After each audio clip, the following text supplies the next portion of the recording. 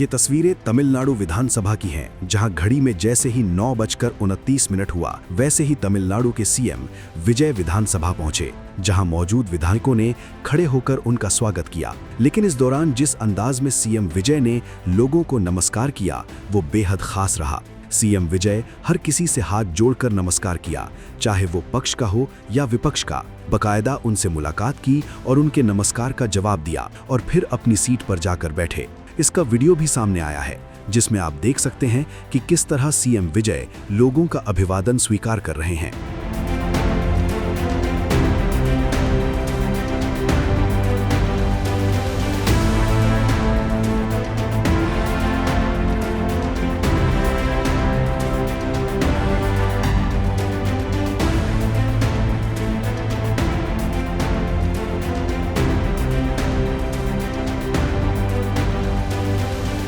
इस दौरान मुख्यमंत्री जोसेफ विजय ने विधानसभा में एक सरकारी प्रस्ताव पेश किया।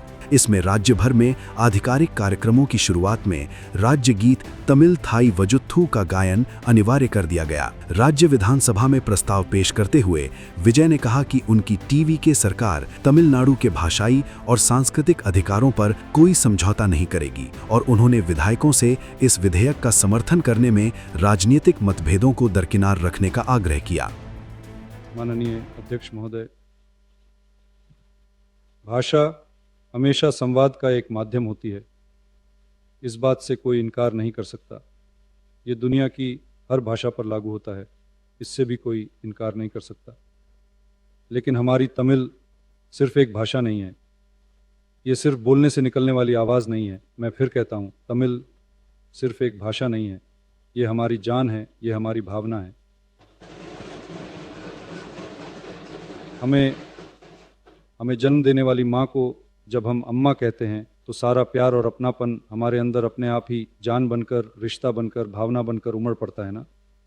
उसी तरह बल्कि एक कदम आगे बढ़कर कह सकते हैं, तमिल कहते ही कैसा महसूस होता है, क्या होता है, ये बताने की ज़रूरत है क्या। माँ जैसे सबसे पवित्र होती है, वैसे ही मातृभाषा भी होती है और उसमें भी हमारी मातृभाषा तमिल भाषा है। इतना कहना ही काफ़ी है। मुझे लगता है कि हर कोई हमारी मातृभाषा के प्रति इस भावना को समझता होगा। अगर हमारी माँ ही हमारे लिए सबसे पवित्र है, तो हम सबकी तमिल माँ के बारे में क्या कहना। माँ का सम्मान करने वाली, उनका गुणगान करने वाली तमिलनाडु की मिट्टी तमिल थाई वाल्थु को कैसे छोड़ देगी? नहीं छोड़ेगी और कभी छोड़ भी नहीं सकते।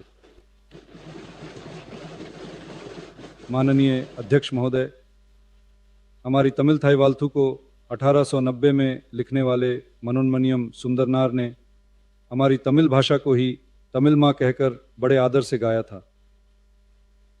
भारतीय उपमहाद्वीप को, भारतीय संघ को एक खूबसूरत चेहरे के रूप में बताने वाले मनोन्मनियम सुंदरनार ने कहा था कि उस चेहरे के माथे पर जो बिंदी है, जो तिलक है, वही तमिलनाडु है। भारत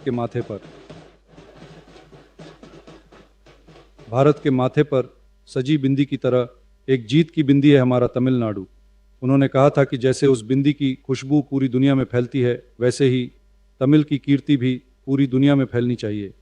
ये सच ही तो है। आज ऐसे देश बहुत कम हैं जहां तमिल बोलने वाले लोग ना हों। ऐसा कौन सा देश है जहां तमिल और तमिल लोग ना हों? मैं फिर से कह सकता हूं, तमिल सिर्फ एक भाषा नहीं है, ये एक संस्कृति है, ये एक सभ्यता है, ये एक सोच है, ये एक आत्मा है। फिलहाल के लिए बस इतना ही। बाकी अपडेट के लिए बने रहिए वन इंडिया हिंदी के साथ। Subscribe to One India and never miss an update. Download the One India app now.